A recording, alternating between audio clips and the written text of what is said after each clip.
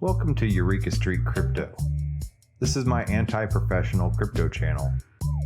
I'm just a barely sane dude who fell down the cryptocurrency rabbit hole. This channel is my fumbling attempt to communicate myself outside my own head about my journey in the crypto space. It is basically my brain dump. None of this is actual financial advice.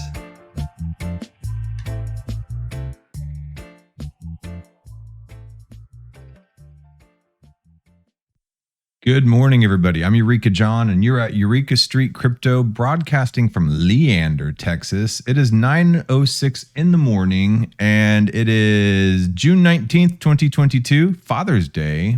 This is episode 463. I rolled out of bed, got up, and processed a podcast for Bankless Africa this morning, and made the kids some pancakes, and sent my dad a text, happy Father's Day. It is kind of like a new birth, being a father anyway. So happy Father's Day to my dad, happy Father's Day to everybody else out there, happy Father's Day to my brothers who also have kids of their own. So everybody's trying their best and doing what we can, and it's kind of a down time for people who are trying to be in this market and in the crypto market, in the stock market. I think the housing market's probably going to crash soon too. So, for all of us, trying to provide for our families and doing the best that we can, it's got some hard days ahead of us. So this day, I guess, can really hopefully count for something for some people. That being said, let's take a look at these crypto markets and see what we got going here. I just wanted to hop on for a quick little episode today, just to say happy Father's Day to my dad, my brothers, and to, all the other dads out there. I've got several friends here in the crypto space that also have kids, Liquidia, Ivan, Humpty, a bunch of others. I want to say happy Father's Day to you guys as well. Bitcoin market is still wrecked. Let me just refresh the screen, see if anything has changed since when I put it up on there. Bitcoin $19,248. Oh, now it's at 1,000. Oh, no, that was Ethereum. $19,263 to $19,267.88. It just changed. Ethereum is up. Yesterday it was like $996. Now it's at $1,027.96. So at least we're above the 1,000 mark. We got a little bit of green in the past 24 hours. So we'll take any green we can get. We have a couple stable coins, Tether and USDC in third and fourth place. The Binance coin in fifth place. The Binance USD. Cardano, I don't know how it's still up there, but it is. XRP, same. Solana, Polkadot, the Doge, and the Doge is still hanging in at number 11 at 5 cents. I think Elon Musk tweeted, he still has faith in Doge. Okay, dude, whatever. Let's see. Tron, the USDD was going through some big, huge unpegging from the dollar as well, and that's like the Tron dollar, and that went through its own type of collapse, I think. So I don't know, man. Chainlink's down to 625. The Crypto.com coin is down to 10 cents. And Near Protocol down to 311. And let's see where T-Fuel is at 4 cents. Everything's looking pretty crappy, but that's just the way it rolls. And these markets are cyclical. Don't forget, this is a downtime. Somebody pointed out an observation, all this stuff is down. The altcoins are down, but like Ethereum and Bitcoin are getting attacked specifically hard. And I think it's because I think all this is an organized attack. The powers that be, the people that are manipulating the markets, the bankers, the central bankers, they do not like crypto. And they are trying everything they can to spread FUD, to crash the markets, to manipulate the markets. The Fed and their all the manipulation that they're doing with their rate hikes and everything like that. Yeah. Okay. Digital Asset News is a YouTuber that I used to watch, and I still do occasionally, pop onto his channel. I follow him on Twitter, and he's always been like a pretty stable voice in the crypto market. And that's how I learned a lot of my original crypto knowledge was through Rob at Digital Asset News. And he's just a YouTuber that kind of just, used his channel to follow the news, right? And he's a more like financial, what's the Congress and White House doing, what are the feds doing type of news guy. I think he did some project analysis and stuff like that, but his main focus is like what's going on in the White House and with crypto and stuff like that, and regulations, like the regulatory bodies. But anyway, he posted this: if you think there isn't manipulation going on right now, then you're crazy. Someone or some group wants everyone to sell. They do not want you holding your Bitcoin. They want to get you on that centralized Fed coin. So check this out. And I saw this tweet a couple times from a couple different places yesterday, but this exact same tweet, and I didn't put two and two together at first, but now that I'm looking at this and you look at all the different people, I saw Crypto Chimps tweet yesterday. F this, I'm out. I listened to 3AC and Barry Silbert on the dip, on been longing dips from the top. And hold on, let me pause this. I'm not trying to hold on. Okay. All right. So I listened to 3AC and Barry Silbert on Twitter and been longing dips from the top. I have no collateral left and got effing liquidated today. I'm done with crypto for good. I'm never depositing just another $1,000 in quotes in this Ponzi again. F this scam. And I saw this tweet, this exact same tweet in all caps from a couple of accounts. And here they are scrolling down, this person, through the macro investor, through all these different people tweeting this exact same thing, exact punctuation, like a copy and paste of the exact same tweet. And, stuff like this happens whenever it's an organized attack against something. You start seeing a lot of the same bots, and I'm going to give this macro investor a follow for pointing that out. So, it kind of highlights that there's a concerted effort to attack crypto, bots using the same messages on different handles. You see it all the time whenever they're these centralized social media platforms are trying to stir up dissent, or whenever they're trying to change public sentiment for or against something. You see the exact same copied and pasted response. It's Operation Mockingbird in a way. If you've ever seen, at the beginning of COVID, they did all the, we're all in it together, build back better. And it showed all the news agencies repeating and parroting all across the United States the exact same script. And it started out with, just one news anchor, then the screen split to two news anchors, then to 4, then to 16, and then to 32 news anchors, 128 news anchors, all repeating the exact same script. And you see it happen here on social media. Don't trust the mainstream media. Like it's all propaganda. So, they do not want Bitcoin to succeed. They do not want people to have their personal financial autonomy. There are tech activists going to the White House speaking against this proper crypto regulation. People that are for crypto, they want good regulation because there are a lot of hucksters and grifters in the market, and no sensible person in crypto doesn't want. No sensible person in crypto wants there to be no regulations at all, because I've gotten scammed. When I first got into Bitcoin, I got onto one of those platforms that, you deposit, some money through your credit card, and then you can watch your Bitcoin balance grow per day. You get 5, 10, 12% per day or whatever, and you log in and you watch the graph grow and all that stuff. But when you want to pull it out, they're nowhere to be found. And I've fallen victim to that. I've had to learn the hard way in a lot of cases, even recently, so I just got 3 ETH liquidated yesterday on Aave that I had sitting on there for a long time.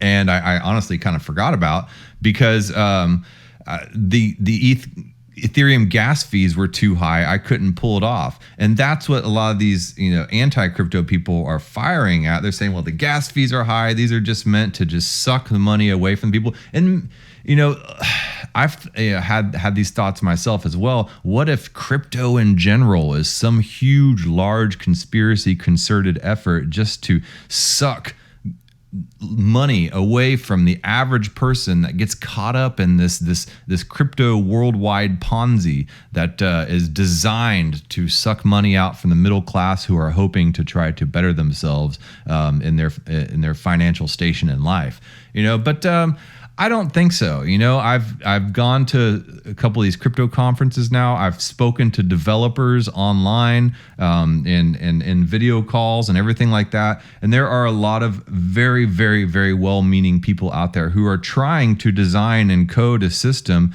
that can circumvent the traditional banking system and the traditional credit system that systemically is trying to keep people out from moving up in financially in society. So let's take a look here.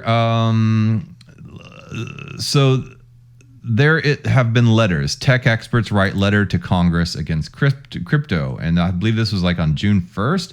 So blockchain technology, June 1st, 2022, blockchain technology is poorly suited for just about every purpose currently touted as a present or potential source of public benefit and must be approached with skepticism. A group of 26 high-profile computer scientists, software engineers, and technologists wrote in a letter to U.S. lawmakers Wednesday. That was June 1st, Wednesday. The letter offers a tech industry counter to a growing lobbying effort from the cryptocurrency industry in Washington and comes as Senators Lummis and Gillibrand are expected to offer a bill proposing new federal regulations for digital assets, right? Like I said before, any sensible person in crypto wants some responsible regulation to keep out the hucksters and everything as the industry grows. And more, just in the past year and 2 years, I guess, established financial institutions have taken a strong interest in crypto. The banking institution has taken a strong interest in crypto. Just a couple years ago, everybody was laughing at crypto, thinking it's just a stupid thing that happened in 2017, where everybody was buying Lambos and throwing parties. And then 2018 happened. That's when I got into crypto. I got in the day after the party where the beer cans are all over the floor and a couple passed out people on the couch. And you're like, all right. I didn't know any better, so I just started getting into it and learning about the SHA-256 algorithms and the consensus mechanisms and things like that and the mechanics of it. And then you had 2020, the DeFi summer. People discovered decentralized finance. 2021, you had the NFT craze happen. And then 2022, everything starts to begin to slide downhill, and then come around this last month, everything just freaking crashes all over the place. They're using this recent crash as fuel. They say, we urge you to resist pressure. Okay, so let's see here. Yeah, we urge you to resist pressure from digital asset industry financiers, lobbyists, and boosters to create a regulatory safe haven for these risky, flawed, and unproven digital financial instruments, and to instead take an approach that protects the public interest and ensures the technology is deployed in genuine service to the needs of ordinary citizens. The Harvard lecturer and privacy-focused technologist Bruce Schneier, Google Cloud principal engineer Kelsey Hightower, Web3 is going great creator Molly White are among the signatories. The letter is addressed to Senate Majority Leader Charles Schumer, Minority Leader Mitch McConnell, House Speaker Nancy Pelosi, and several committee chairs and ranking members in the House and Senate. Crypto lobbying spending jumped up to $9 million from last year, from $2.2 million in 2018, according to consumer advocacy group Public Citizen. We're counter lobbying. That's what this letter is about. Signatory and software developer Stephen Deal told the Financial Times, which was the first to report the letter. Stephen Deal is a notorious anti-crypto, anti-Web3 guy. I think he makes a living on it, just like Peter Schiff like seems to make a living off of being anti-Bitcoin to the point of just like complete and utter cringeworthy patheticness. Like yeah, he's a gold guy, he's a gold bug. And Stephen Deal, he's just like an anti-crypto Web3 guy. These are the type. Stephen Deal seems like the type of guy that would sit there and explain to your 6-year-old at a Christmas dinner why Santa doesn't exist. Like anyway. While advocates for cryptocurrency say it can serve as a tool for financial inclusion and transparency, the letter counters that the industry has only recently latched onto those concepts and better solutions are already available. Better solutions to what? To the banking system that gives you at best 0.1% interest on your savings. That makes billions and billions, hundreds of billions of dollars per year in NSF fees and ATM charges and all that type of stuff, that abuse the crap out of people, that gate people from access to their own money at the gas pumps due to potential fraud, and that make me have to call in and tell them where I'm going or they'll lock up my card, it's just like the banking industry is like way overstepped their bounds, in so many ways, to the point where a lot of people can't even get an account, and then they have to go to predatory checks cashed places and things like that, and money lending spots right next to the CBD, and the e-cig type of places and the little strip centers in the suburbs. It's just like, like when you have to go to those places that charge you 1/3 of your paycheck to send some money back to the Philippines, then you have a problem with the banking industry and with the established financial institutions. So that's where crypto comes into play. Now you have these people saying that there are, instead of crypto, there are better solutions already available. What are these better solutions? Anyway, so in response to that letter, there has been some backlash, and the crypto community fires back at the anti-crypto letter sent to U.S. lawmakers. So tech lawyer Preston Byrne blasts the signatories, describing some of them as unapologetic attention seekers. I think that Stephen Deal's like a perfect example of that, but that's just my personal opinion, man. It's the increase of crypto lobbyists recently sparked an effort from anti-crypto individuals in the tech space to urge regulators through a letter to resist the influence of blockchain advocates. In response, the crypto community criticized the move and laid out counter arguments against the contents of the letter. Signed by 26 tech personalities, the letter sent to the United States lawmakers described crypto assets as risky, flawed, and unproven digital financial instruments. And right now, we don't really have we have a strong case, for crypto as far as against banks and stuff like that. But the way the crash is going and the way so many people are losing their savings, the way people have been using it as some kind of casino, I understand crypto looks pretty bad right now. Just like in the old days, whenever crypto was being used for really money laundering and buying stuff on the Silk Road, buying illegal, illicit stuff on the Silk Road, and that's how Albright got sent to prison, even though I think it's wrong that he's serving 2 life sentences. But, he wanted to create an open, decentralized marketplace for people, but people were using the crypto to money launder and to buy illicit, drugs and things like that. And they say murder for hire. I don't know. But, crypto has been caught up and used and given a bad name and tarnished in a lot of ways. So a lot of people don't really see to the underlying principle of allowing people some kind of peer-to-peer digital electronic cash that does not go through some kind of banking intermediary. And that's what we need, especially as everything is going digital. Like our entire lives are going digital, and if every single thing that we do is tracked and traced, that will definitely come and put us in a dystopian society and kick us in the butt. So we need some kind of digital cash, like a $20 bill that you can give to a kid that wants to mow your lawn. You won't be able to do that. So that's where Bitcoin comes in. That is a digital cash, So I explained to somebody, when you send an email, that email gets copied on your computer, and it gets sent to about 10 other servers before it gets to its destination. So there's probably about 12 copies of that email everywhere. You can't do that with a $20 bill. You can't copy that $20 bill and send it to somebody else, because then there's $40 right there. And if that goes to like 10 other servers, and that's like 200 and something, $500, whatever, that's been made. So you have to send that exact same $20 bill digitally to somebody else. And Bitcoin allows that.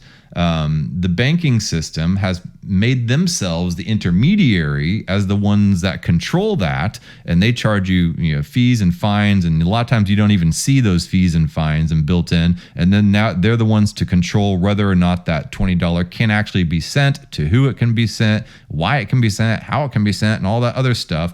And the vendor usually ends up having to pay for that, and it increases prices for things overall, goods and services overall, and contributes to inflation and stuff like that. So if there's a way to digitally send money to somebody else without that intermediary, just like handing somebody a $20 bill, then that's where we're going in the digital age, and we need that. So but people are fighting back against that. The financial institutions hate it because it makes them irrelevant. So now, you have people, saying, giving people the crypto the bad name about money laundering and about it acting like a casino, people being over leveraged. And then when, things don't work, because crypto is still an experimental space. And when things don't go according to plan, sometimes things crash, the floor falls out, and we're all learning lessons as we go together. Our personal autonomy, our personal financial autonomy comes at a risk. It comes at a price. It comes at successes and failures, and then when those failures happen, those anti-crypto people are immediately ready to just jump on it and say, I told you so, so anyway, to this letter signed by 26 tech personalities, a letter sent to the United States described crypto assets as risky, flawed, and unproven digital financial instruments. They are kind of unproven. They're proving themselves as we go along. It expressed disagreements about the potential of blockchain technology and has urged the regulators to create harsher regulations for cryptocurrencies. The crypto community did not stay silent, as many reacted and expressed their disagreements with the letter and its contents. Tech lawyer Preston Byrne also gave his take on the issue in a blog post. Byrne dissected the letter and provided counter-arguments to the claims made by its signatories. According to the attorney, the crypto community does not want a safe haven, but rather a regulatory certainty. Yeah, the crypto community is not asking for the government to just make a tax haven and a safe haven so we can just behave irresponsibly. We want some regulatory certainty. Like when I do my taxes, I want to know, it's like right now we're at the point where you can't do good, you can't do bad, you're going to get screwed either way. The government's going to find some way to come in and say that you did something wrong. So no matter what, you're breaking the law. And that's basically like a bureaucratic communist system. No matter what you're doing, you're breaking the law. I mean, even Jesus fought against the Pharisees back in the day, because he said the law can't be followed. This complex set of laws that no matter how much we earnestly want to follow those laws, we can't follow it. And so we are all sinners in the eyes of the Lord. And, so anyway, to get back to today's version, there's no way that we could sit here and follow 100% of all the laws, and especially when there's no regulatory clarity. Sorry I went on that tangent, but no regulatory clarity. We don't even know what the law is to be able to follow.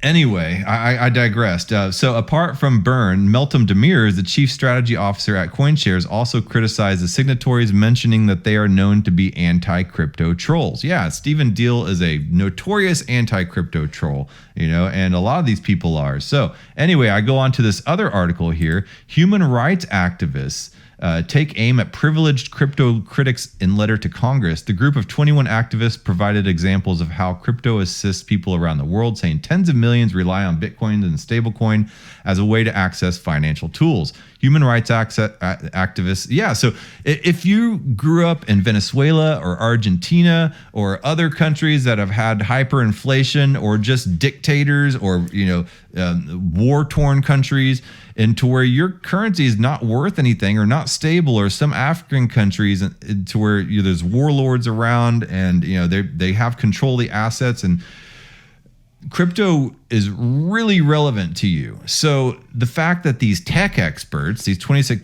tech experts are going and trying to have Congress regulate crypto hard and heavy, well, these human rights activists are saying, hey, man, you guys are privileged. You guys are elite. This is such an obtuse, just irresponsibly privileged perspective on cryptocurrency because it's helping people all over the world. So the group of 21 activists provided examples of how crypto assets assists people around the world, saying tens of millions rely on Bitcoins and stablecoins as a way to access financial tools. Human rights activists from 20 countries have submitted an open letter to the United States Congress in support of a responsible crypto policy and praising Bitcoin and stablecoins as an essential tool aiding democracy for freedom for tens of millions. The letter comes just after a week after an anti-crypto open letter was sent to Congress, the one that we've been talking about, purporting to be from the scientific community, but whose lead signatures included well-known crypto critics and authors from high-income democratic countries. The group of 21 activists clapping back includes people from countries that have either seen conflict or have otherwise unstable economies, such as Ukraine, Russia, Iraq, Nigeria, Venezuela, Cuba, and even North Korea. The letter states, "We write to urge an open-minded, empathetic approach towards monetary tools that are increasingly playing a role in the lives of people facing political repression and financial hardship." So that's what crypto is all about. It's getting around these dictatorial regimes, the political repression, this systemic repression that's happening even in the United States, the bankers, the central bankers, the social credit system that's trying to be developed. They add they are humanitarians and advocates of democracy who have used Bitcoin to assist at-risk people when other options have failed and wish to defend an open monetary system. We saw this happen just recently in Canada. Who would have thought that Canada would take some kind of dictatorial approach to people protesting peacefully? The truckers, whatever side of the argument you're on with the truckers, the fact that they froze GoFundMe accounts and they froze bank accounts of people that donated to that stuff just absolutely demonstrated the case for crypto, and I mean, that was probably the most strong case for crypto you could have wished for, honestly. So it doesn't matter what side of that argument you're on. You saw the power right there. You saw exactly. It's no longer a conspiracy. You saw what they can do to people that they don't like, and before long, even if you're on their side, you may not be on the side of the government. The group says that they have also relied on Bitcoin and stablecoins in the struggle for freedom and democracy, and that tens of millions of others living under authoritarian regimes or in volatile economies also use cryptocurrencies for the same reason. Bitcoin and stablecoins offer ungated access to the global economy for people in countries like Nigeria, Turkey, or Argentina, where local cryptocurrencies are collapsing, broken, or cut off from the outside world. Okay, and finally, there's been a 4-year ongoing research. Banking uses 56 times more energy than Bitcoin value chain report. So one of the major points of FUD, and FUD is an acronym for fear, uncertainty, and doubt. And that's this FUD, the tweets, the copied tweets that I showed you at the beginning of this program with the bots. That's fear, uncertainty, and doubt. And when they're trying to spread fear, uncertainty, and doubt, you're probably on the right track. But one of the points of FUD has been that proof of work in Bitcoin uses all this energy, and the World Economic Forum has been trying to push for Bitcoin to change its code as if there's some kind of like Bitcoin CEO that's going, we're going to go ahead and change the code here. No, that's not how it works. Bitcoin is not a company. It's not a group of people at the top. Even the miners can't sit there and change the code. It has to be. It's in order to make any type, and if you did change the code, it would be a fork. And we've seen what happened with Bitcoin forks. We created Litecoin, we created Bitcoin Gold, we created Bitcoin Satoshi Vision, and a lot of Dogecoin's a fork of Bitcoin. And you see what happens. But the original Bitcoin is always kept going. So analysis of Bitcoin's proof of work in the Lightning Network exposes the banking system as energy hungry, demonstrating that Bitcoin is better for the planet. So the point of FUD is that Bitcoin uses all this energy, and saying Bitcoin uses more energy than the whole country of Finland. They're always pointing to like some Scandinavian country or something, saying Bitcoin network uses more. Bitcoin uses like less than 1% of all the energy usage in the world. When you compare it to the banking system, the banking system uses 56 times more energy than Bitcoin. This does not even include like the military industrial complex. Imagine all the energy it takes to go to war in Ukraine, to invade any country, so, and Bitcoin, the miners, all they are data centers, just server farms. And there is more energy used on pushing porn out there or cat videos out there than on the Bitcoin network. So think about that. So fresh figures on Bitcoin's energy consumption, efficiency, and scalability serve to expose the banking sector while bathing the world's largest cryptocurrency in a new light. A research report published by Michel Kazaka, an IT engineer, cryptographer, and consultant, calculates that Bitcoin payments are 1 million times more efficient than the legacy financial system. Plus, the banking sector uses 56 times more energy than Bitcoin. The report compiles almost 4 years of research and suggests a new calculation for estimating Bitcoin's proof-of-work energy consumption. In an interview, Kazaka told Cointelegraph, Bitcoin Lightning, Bitcoin in general are really great and very efficient technological solutions that deserve to be adopted on a large scale. This invention is brilliant enough, efficient enough, and powerful enough to get mass adoption. Kazaka, who founded payments consultancy Value Chain in late 2021, proposes an alternative to the energy estimates provided by Cambridge Bitcoin Electricity Consumption Index. The index, often cited by Cointelegraph, estimates that Bitcoin consumes roughly 122 terawatt hours per year, taking into account the average lifespan of Bitcoin mining machines as well as the rate at which new IT materials are created. Kazaka suggests that Bitcoin consumes 88.95 terawatt hours per year, considerably less than the Cambridge's estimate. Lightning will also allow Bitcoin protocol to do more transactions without consuming more energy, and this is magic. Okay. Anyway, so yeah, I just thought that was cool. I wanted to point that out. There is tons of FUD, and it's just just another demonstration of all the FUD that's going on around, and this attack on Bitcoin and Ethereum as well, I believe, from the major institutions from all angles. They're manipulating the market. I think that they're causing a lot of this crash and trying to shake out all the faith in all these people, and they're trying to do problem reaction solution, the Hegelian dialect, and they'll come in and they will save the economy and bring in the cryptocurrency, the Fed coin that will save everybody from all their financial woes. Anyway, that being said, I'm going to go to the skate park today. I'm going to Fredericksburg, meeting some other father friends of mine and bringing my family out there. We're going to go have a day. I want you to go have a day too. Don't get caught up in this crypto craziness. There's way more to life than that. Hold on one second. Okay. Welcome to Eureka Street Crypto. This is my anti-professional crypto. Okay, yeah, there's way more to life than getting caught up in all this crypto craziness. I know a lot of you guys are struggling. Don't let this stuff consume you. Like, seriously, there are people that do love you and care about you, that value you more than for maybe some money that you might be able to come across and bring to the table. Just be there, man. All right. I will talk to you guys probably tomorrow. All right. Later.